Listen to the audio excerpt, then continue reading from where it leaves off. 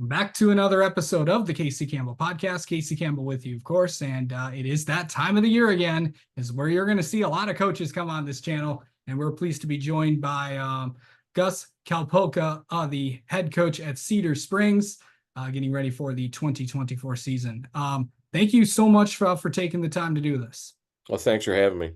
Okay, so I gotta ask you, how's the year summer going so far? It's we'll obviously talk about some of the huge changes coming with you guys in a little bit, but just overall, just talk about the summer and how things are going. It's been a great summer. We had our youth camp the last 2 nights. We had over 120 kids at our youth camp. We call them OTAs. They're essentially practices, unpadded practices. We have two of those here tonight and tomorrow. Really kind of getting to the end here. We'll have our last full-blown morning strength conditioning session tomorrow morning. So we're really starting to get to the end of the summer. And it's also kind of weird this year that we have a later start date Yeah. where you don't start until August 12th. So we have a second non-contact period that in the past has kind of been, by MHSA rule, August 1st, you're not allowed to do any 7-on-7s or camps or OTAs or whatever. So we'll have really some recovery time here before we get going. We'll do some light stuff with our guys. But our full go 90-minute 7 a.m. workouts, those like I said, those are going to finish up tomorrow. Yeah. Okay. So, and obviously also the season starts a week later because I believe, because usually high school starts like that, and then college, and then obviously the NFL. But Yeah.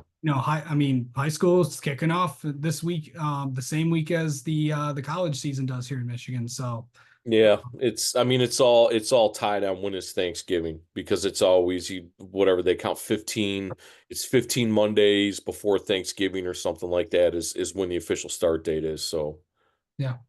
Okay. So I know that, I usually ask, how last year went for you, but this year is it's kind of different because you're playing obviously absolutely new teams. If you, in case you haven't heard, Cedar Springs and six other schools are going to be starting a new conference in the west side of the state, of course, called the River Cities Alliance. Of course, Cedar Springs, along with Coopersville, Allendale, Sparta, Lowell, Grand Rapids, Canoa Hills, and Greenville. This is the first year of this new league. What just How exciting is it to be in a new league? And I know you guys are not you guys are pretty used to getting moved around, but we'll talk about just the enjoyment of being in a new league and stuff. it's exciting because it is new, but to me, having, my kids are in elementary school right now and they're starting to do extracurriculars. Um, it's exciting for me to be able to say, hey, these are the schools that you're going to play all the way through high school, which we have never had. So year 12 for me as the head coach here, and we don't have a rival. We've never had a rival. We've had some good 2 or 3 year against Forest Hill Central when we were in the OK White. That was the game, right? We've been in a league with Catholic Central and South Christian, and those are big games. Um, but it's almost like you get this thing going, you have a good 4 year run, you're really starting to feel like, hey, this might be our rival. And then you're off to the next realignment, and you're now playing schools that and quite honestly, you have to kind of find them on a map. Um, and for us, in the river to going to the river cities, I think that was really the primary impetus of our motivation to leave the OK conference was just, we wanted to have those rivals. And when you really look at the schools that are in our league, Sparta is a contiguous district with ours. We share a border with Sparta. We share a border with Greenville. Kenna was just on the other side of Sparta. Coopersville's on the other side of that. We are now going to play schools that are essentially have that kind of rural suburban Grand Rapids vibe. The enrollments are very close. And the other thing is this is going to be an athletic league for our middle school sports. And we're in the process of aligning all of our youth sports together. So um, just excited because of the continuity in the potential of this thing lasting a very long time and developing those rivals. Yeah. So before we talk about the schedule, let's talk about the obviously your team, the players, of course, the talk about the returners and all the faces you may see this year for you guys. Let's start with the skill positions and then we'll go down. Oh, we'll go Sure. from there. Okay. Um, so we were extremely young team last year. There were a couple of games there, second half of the year, especially on defense. We only had one senior on defense. Probably should have had two.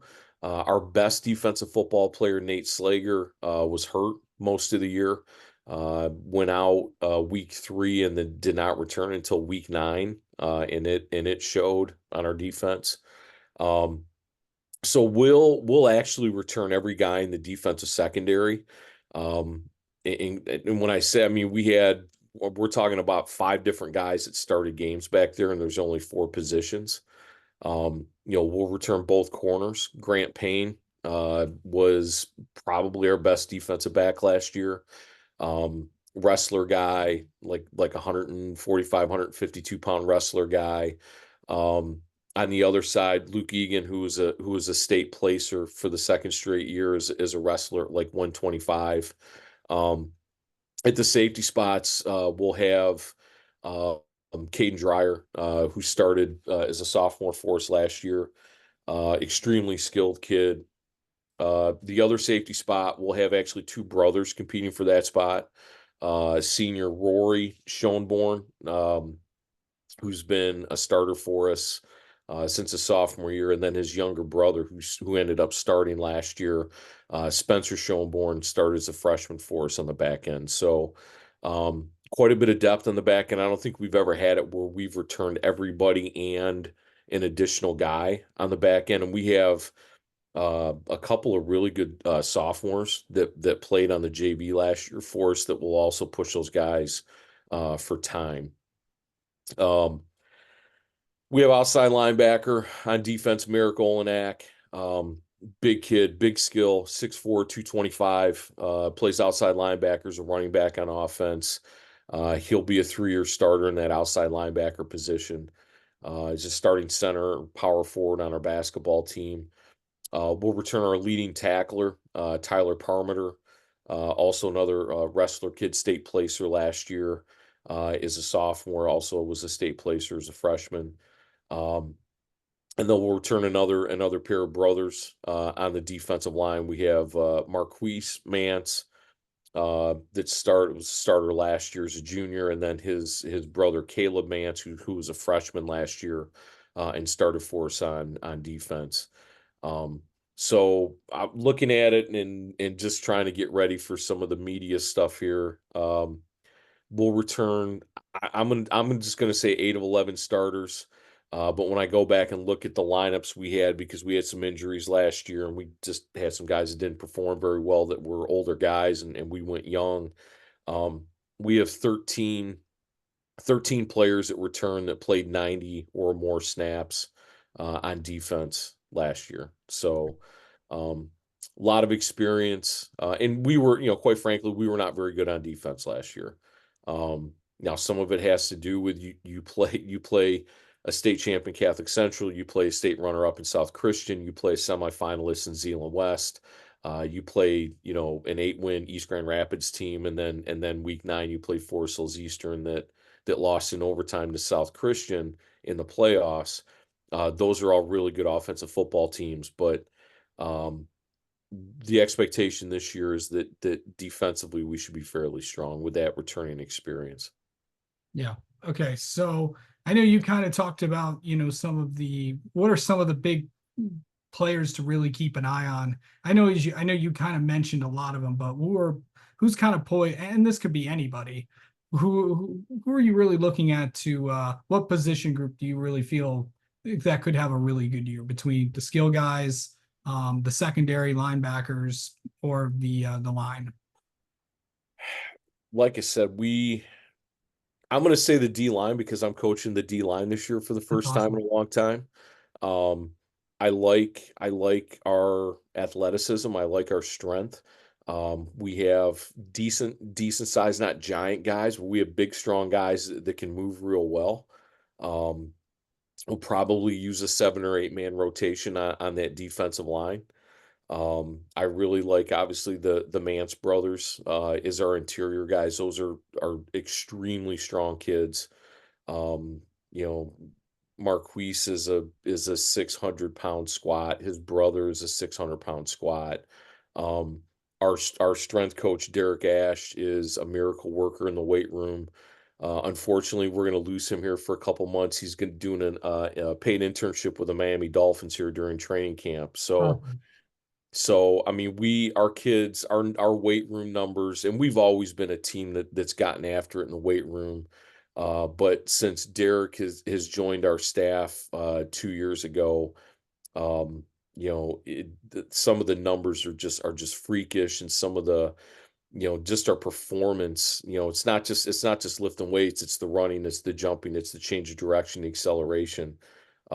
Just absolute freakish numbers in the weight room. So I'm going to say D line, but I think our linebacker group is solid, and I think the guys in the back end can be lights out for us. Yeah.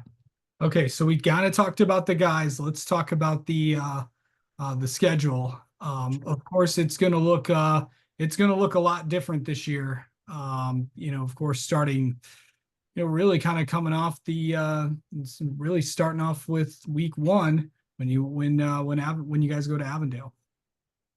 Yeah, kind of a unique experience to go over to the east side. We went 2 years ago, played River Rouge at Wayne State, which was a good experience for us, other than the outcome of the game. Avondale's traditionally pretty good program. Um, New coaching staff last year. They were able to win 9 games, win a playoff game, ended up losing to Walled Lake Western in the playoffs. Um, so I mean, there's some unknowns there, just because there's really no common opponents. They're a Delaware Wing T team, um, which we see a little bit of. Forest Hills Eastern Delaware based, um, but based on the film we have, very well coached. Um, they've got some athletic kids. They have some kids returning that I think are pretty athletic, and it'll be second year for that coaching staff there. So, we would anticipate that being a tough road game to start the year. Yeah, of course. And then week two, of course, with Ypsilanti. And then, of course, you get into conference play. Greenville, week three. Of course, Kanoa Hills, week four. Lowell, week five. And then a non-conference game with Sault Ste. Marie in week six. And then, of course, Sparta, week seven. Allendale, week eight. And then Coopersville, week nine to finish out the regular season. So, obviously, a lot of changes coming with the new league, but how excited are you to get this started? And how do you think the league is going to be? I'm pretty sure that'll be a question you get a lot in the next few weeks. I mean, I would just say, okay, last year, who were your playoff teams, right? And it's like Allendale was a playoff team, Lowell was a playoff team, Coopersville was a playoff team, right? So I would say, okay, how many guys did they return? Okay, um, I look at Sparta with continuity on the coaching staff. Mark Chapman's been the coach here now for a while. There's some cross pollination between Cedar and Sparta. I've got one former coach that was on my staff. The coach is over there now. The head coach before me at Cedar, Brian Buston, is the offensive coordinator at Sparta. He still teaches in our building. Um, so there's some familiarity there. I think top to bottom, the league should be very competitive. Um, I think it's difficult, when you talk about the three new staffs, I think there's some difficulty there. And but You look at one of the staffs, Don Fellows won a state championship at Grand Rapids Christian. So, he's going to bring that experience and bring, some assistant coaches in there with him. You look at Greenville, that, I think they have, maybe a longer road to go than some other programs, but, um, facilities are great. They've obviously they've made a commitment to bring coaches in. And then Allendale, where, I live in Rockford now, but we lived in Allendale for 7 years. My kids went to Allendale, um, in elementary school. They will have big athletic kids. So like I said, top to bottom, I think the league should be very, very competitive. Yeah, for sure. And then finally, just take us through what the next few weeks are going to look like before two days begin in the middle of August. Yeah, like I said, we'll do a couple OTAs the next 2 nights. Next week, kind of a light week. We'll have two more OTAs. We'll do some light workouts with our guys, but we're not going to do the AM workouts like we have been doing. And then we basically have another dead period. Um, we'll bring them back in that week before on Wednesday, um, which is what, the 7th, 6th, 7th, 8th, something like that. Um, do a little bit of conditioning work in the evening, do some equipment issue, and then we'll bring them in for Monday for the 2 days that start on August 12th. Yeah, should be obviously that is of course the big kickoff to not just high school football, but for fall sports all across the state of Michigan. So, yeah, looking forward to that coming up in just about a month's time. So, a few weeks away. All right. Well, Gus, thank you so much for taking the time to talk to come on here and talk. And thanks again. And we'll talk to you soon. And best of luck to you guys this coming season. Thank you. Go Redhawks.